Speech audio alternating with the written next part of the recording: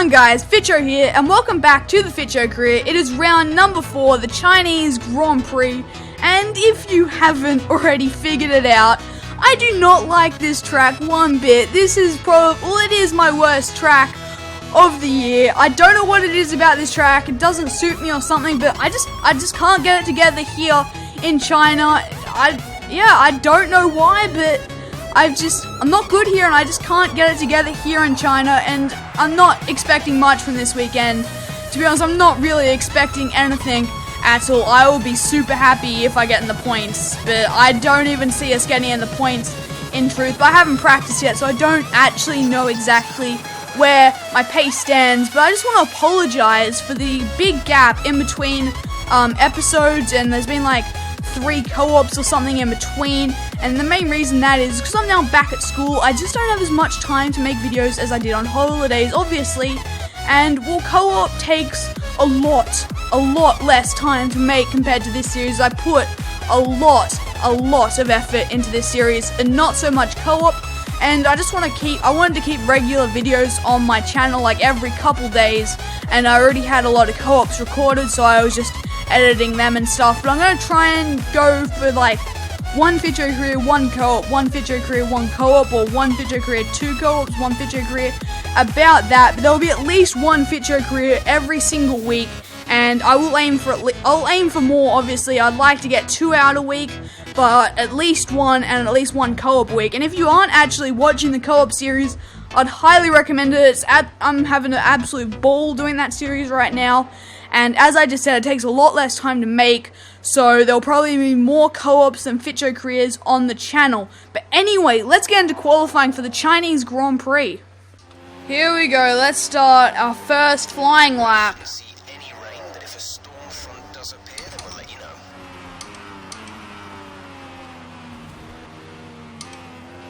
And I've made an absolute pig of turn 1, far out.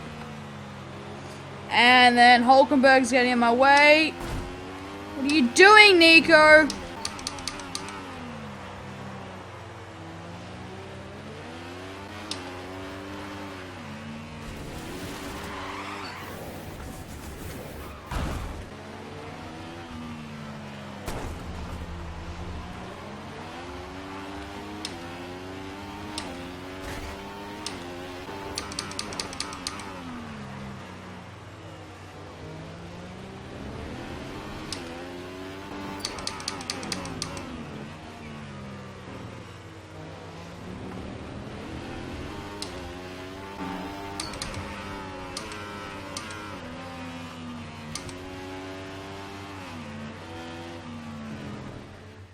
Okay, I've done my first run, and I did a fair few laps, and they were terrible. They were really bad.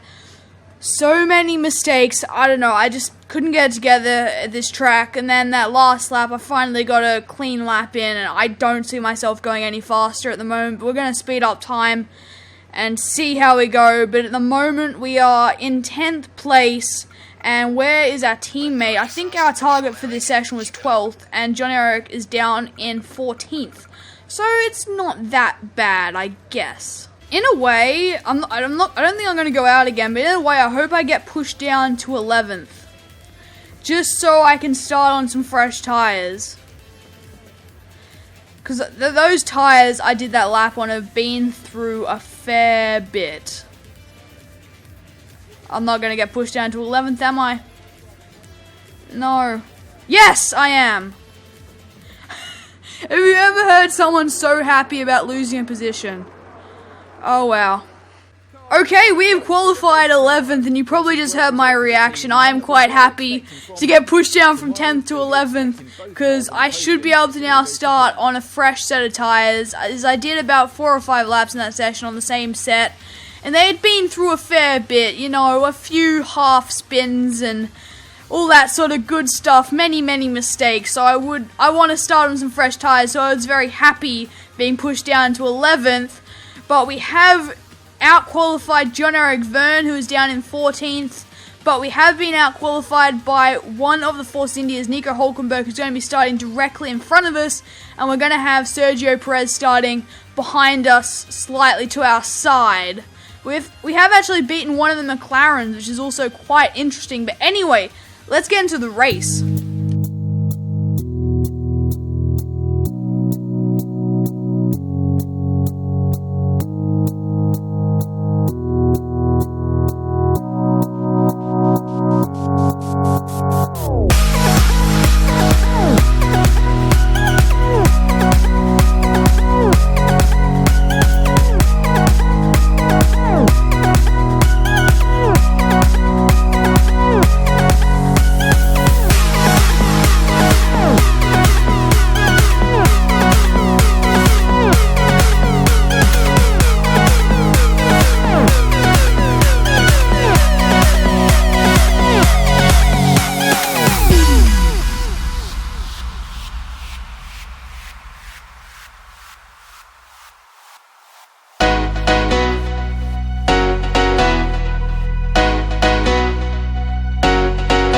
Looks like the race is going to be a 3-stop strategy, starting on the options, and about lap 6 going on to another set of options, then about lap 13 or 14 another set of options, then about lap 20, 21 onto the primes, going to the end for the 28 lap Chinese Grand Prix. That is the strategy I'm going to be following, but I might just change it up a little bit and where that prime stint fits into things. It just depends on how the race is going and stuff to what I do, but that is going to be the general outline of today's strategy. But anyway, let's get into the Chinese Grand Prix. We are starting in position 11. Here we go. Why is my damage thing up? They know I'm going to crash, but we've got 5 lights. Lights out and away we go. Shut up, Jeff. And hasn't been the best start. We're going to go, we've got cars on our inside, I think. Yeah, we have a car on our inside, so we're going to go around the outside, are we? This is going to be risky. Can we get up around the outside of Hulkenberg? Up the inside of Hulkenberg? Yes, we can. Very, very nicely there. Try and put the power down without losing the back end. But with his Mercedes engine, he's going to go straight back past us there. We are going to look up the inside of this hairpin and the inside of Vettel and even Raikkonen. We cut the corner a little bit there. I'm just going to let Raikkonen have that position. Well, not with ease, but there you go, Raikkonen. That was a bit of an illegal overtake. Not that the game gave it to me, but have your position back. I felt bad about that. Down the straight we come. We've got Sebastian Vettel. We are going to go onto the defensive. And we are now side by side. And we are going to go back up his inside into the hairpin at the end of this very long straight here in China. He's going to hang it right around his outside, our outside, with superior traction there on the exit. And we are now down into 10th place. As now we have Nico Hulkenberg. He thought about the inside. I shut the door on him, and now he's trying to go around our outside into 1. And he cannot make the move stick. Here comes Nico Hulkenberg. We have gone slightly defensive. It's forced him to the outside. We can go back up his inside and squeeze him out very nicely there. We lose the back end a little bit, but he's not going to be coming back at us into the final turn as we take out that bollard. But he's going to come back at us down this pit straight, isn't he? I'm going to go a bit defensive. There he goes to the outside. And he just can't do it, but we've gone very deep and very, very wide here. He's going to be there on our inside. We'll give him a bit of room. I can't tell where he is exactly. And I think he's fallen back behind me. I can't tell. Yes, he has fallen back behind us, and we've held on to the position. Ooh, they're going a bit slowly. These 3 directly in front of me, Raikkonen, Button, and Vettel, have been battling it out as, oh my Jesus Christ. Oh my God. The understeer. These tires aren't even that damaged. Oh my God. What on earth was that? That was frankly ridiculous. As again, Button and Raikkonen are battling, and Vettel is sitting very, very close to them, and now me and Perez are very close. Hulkenberg was behind me. I'm not sure what happened to Hulkenberg. He's fallen a fair way back, as now I have Vern, my teammate, right behind me, and Magnussen. He must have gone for an alternate strategy or got damage or something. I don't know what happened to Hulkenberg, but he is... Oh my god! Then, I had no idea he was there. The proximity arrow looked like he was, like, just behind me. I didn't realize he was there. He was right in my blind spot. I could not see you whatsoever. I'm so sorry, Jon-Erik Vergne. That was my fault. I just couldn't see you there. Oh no, there goes K-Mag. The man who could possibly be replacing Pastor Maldonado for next season. Which, personally, as a big K-Mag fan, I would absolutely love. And a bit of a Maldonado hater. And he's held it around our outside as we went back up his inside. But we are going to be coming into the pit lane. That is very dangerous there. Almost hit the back of Kevin right there. But we are into the pit lane at the end of lap number 6. As these tires, they went very, very quickly. And that was rather frustrating. And it made it very, very tricky for those last 2 laps. That stint, as you can see, the understeer coming onto that back straight was ridiculous. We have put a fresh set of the option tyre on to our Toro Rosso, and we're going to be going to, I don't know what lap, around 15 I think it is. Let's see if we can start to close down this group that were battling in front of us with some fresher tyres. Grosjean is creating an almighty train up ahead. Everyone that seems to be in front of me, other than Mercedes, looks like they're being caught up in it. It has stopped. I'm just a tad off it. I'm trying to see what the hell is going on. Many, many cars are overtaking as we head down into the hairpin. And Grosjean is the one. Yeah, definitely Grosjean. I wasn't 100% sure. He is the one causing this calamity. But Vettel and Button are going side by side, and Vettel has squeezed Button out there.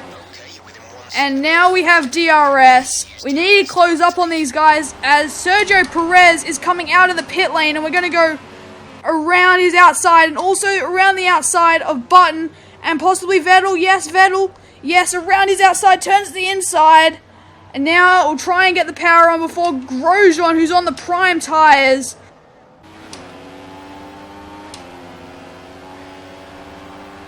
He's still there on my inside. Hanging around his outside there. And we've got the move done past Romain Grosjean. And we also got Vettel, Button and Perez in the process there. Which is beautiful. As now we have Hulkenberg and 2 Ferraris getting held up by Marcus Ericsson and the snail himself, Max Chilton. These back markers are working an absolute treat for me here on alternate strategy. Raikkonen, or not Raikkonen, it's this massive train absolutely parking it there as we were getting passed by Vettel at the inside. We held around his outside, so we've understeered way off. Is it safe to come back on? Yes. And there goes Sebastian Vettel. We're going to duck into his slipstream, darting all over the place. Got the DRS flap open. Look to the inside as we come down into the hairpin up the inside. Up the inside of the Force India as well as Alonso and Chilton have made contact. And I'm out. I'm out of the race, guys. Oh my god, what has happened there? That's the replay. That's the TV camera you're showing me? Really, guys? What has happened here? Oh my god. Let's just have a look here. Hulkenberg is there. And then he gets tapped by Alonso coming back on. It causes him to tap me, sending me and Hulkenberg into the wall. And out of the race. Well, I'm out of the race. Not sure about Hulkenberg. Oh, wow. What? Oh my god. Let's have a look from Hulkenberg's perspective. Well, I was sort of also being pushed into this gap, cutting Hulkenberg off a bit by the Sauber, who wasn't giving me any room, and I've sort of ran him out of road, and he's hit me. But I'm sort of, look at where Ericsson's pointing. I have to squeeze Hulkenberg there. I had no choice. It was either hit Ericsson or squeeze Hulkenberg. And Hulkenberg, where's Hulkenberg? There we go. He's had nowhere to go. Oh my god. I don't know what to make of all this. It's absolute shambles. What happened here with Max Chilton? Let's just rewind it. Alonso goes up his inside. And Alonso just doesn't give Max Chilton any room, and they interlock wheels there. Oh wow, let's have a look at Alonso's point of view. He goes up the inside here. It just doesn't give him any room whatsoever. Then he comes back on, and that just taps Hulkenberg there. We were already sort of spinning a little bit, but he's just helped us round a bit there. Oh, I don't know what to make of all this, to be honest. This is absolute shambles. Let's have a look from Button's point of view, who's just behind all of this.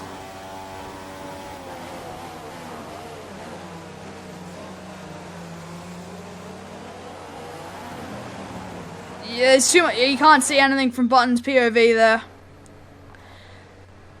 Oh my god, I don't know what to make of all this, to be honest.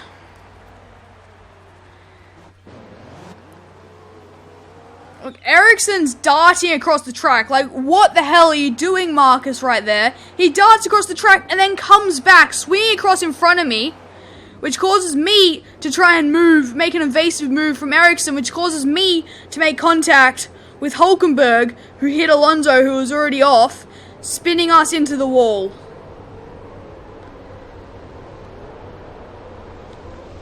And then, if we just have a look with me, we were okay, but then just the angle Hulkenberg hit our front, he just hit directly into our front tyre there, ripping it off and taking us out of the race. Oh wow, let's have a look at what did Vettel see? We come around the corner. There's cars just. I just want to have a look at what the hell Ericsson's up to here. Like, far out, Marcus. He's going around the outside of Kimi Räikkönen there as those two go off. And then look at this. What the hell is he doing? He's doing burnouts. Like, what are you doing, Marcus? Marcus Ericsson is what has set this off, in my opinion. He has just caused a chain reaction here. Why is he like almost on full lock? Coming out of the corner there. Why? And then he darts across the track, and then he darts back on full lock. He's lost the back end or something, I guess. Let's just have...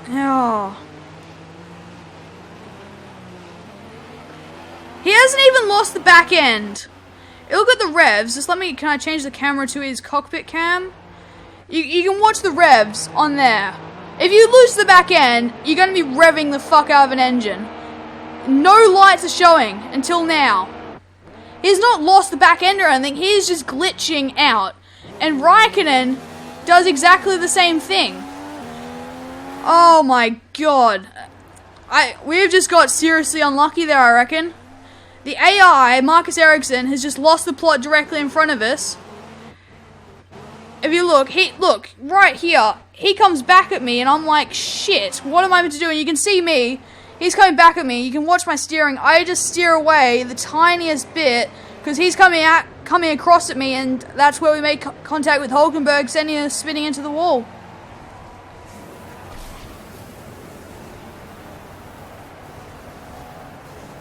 Far out. Alright. I don't know what to make of all this. It's just absolute shambles.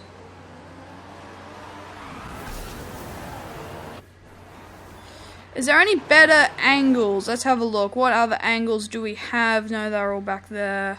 Oh, that's a nice angle. Who are we following on this one? Ericsson.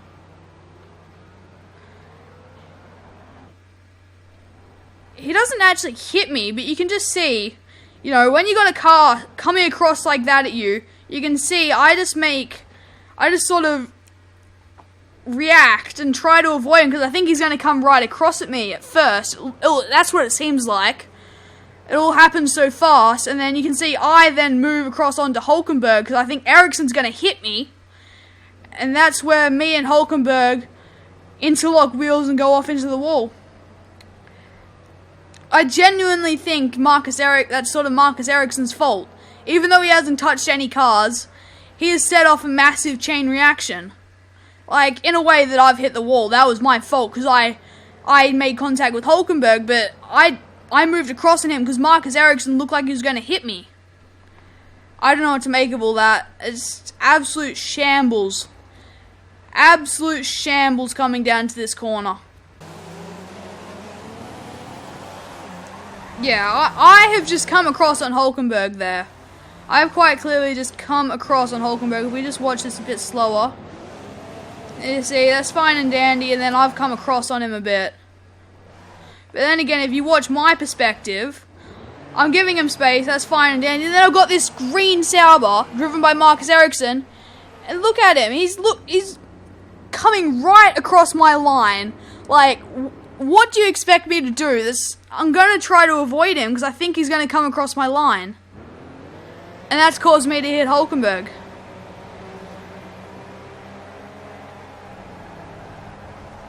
And then bang, into the wall, and there goes the tyre as Hulkenberg hits us.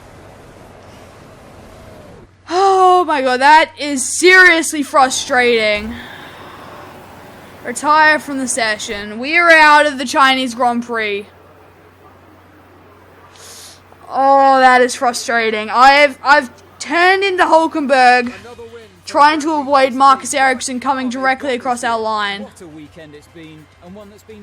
There you go. Nico Rosberg has won the Chinese Grand Prix from Lewis Hamilton and Valtteri Bottas in third place. Just off the podium was Felipe Massa, then Daniil Ricciardo, Sebastian Vettel, Kimi Räikkönen, Fernando Alonso, Nico Hulkenberg actually making it to the points surprisingly, because he would have definitely lost his front wing in that crash, and then Kevin Magnussen rounding out the points. Outside the points we have Sergio Perez, then Jenson Button, then Jean-Eric Vergne, our teammate, in 13th, then Romain Grosjean, Esteban Gutierrez, Marcus Ericsson ending up in 16th, then Max Chilton, Jules Bianchi, then Adrian Sutil, Pascal Maldonado, Kamui Kobayashi, and then I was the only DNF of the race. Okay, if we have a look at the race director, that first incident we had with our teammate, which I thought was my fault, I genuinely thought that was my fault. The game has put down as Jean-Eric Vergne's fault as he got a warning, not me. Surprisingly, I thought that was my fault, but the game disagrees with me, so my name is clear for that one. Yay! And as for that big incident which took us out of the race, Max Chilton was the only one to get a warning in that entire crash, which is rather surprising, and even more surprising because I genuinely thought Max Chilton didn't really do anything too wrong in that crash. I thought it was more Fernando Alonso cutting him off on the exit, but I didn't get a warning. Hulkenberg didn't get a warning. No, only Max Chilton got a warning, which is rather surprising. I guess the game sort of views that as a racing incident. I really don't know what I think. I'm going to have a bit more of a look at it, but let me know down below your take on that shenanigans and that massive crash, which has resulted in us not finishing the Chinese Grand Prix. Okay, if we take a look at the championship standings, Lewis Hamilton has taken the lead of the championship from Kimi Räikkönen with Rosberg in third, then the two Red Bulls, then the two Williams being split by Fernando Alonso, then K-Mag in 9th, then the two Force Indias, then our teammate in 12th, and the Force Indias and our teammate are all tied for points on 10 points apiece, which that's very interesting. As I have said throughout this series, the Force Indias are going to be our main rivals in this series, and obviously our teammate is also one of our main rivals. So our three main rivals are all tied for points right now, which is very, very interesting. And then we are down in 15th, 7 points off our teammate with 3. We are doing terrible, in truth. We are doing very, very bad so far in this season, but the next race is in Europe. The European season is about to start, and hopefully this means a turn in form for us, and we can start to start to beat our teammate on a consistent basis and start to rack up some nice points and get in front of him and hopefully get in front of those Force Indias.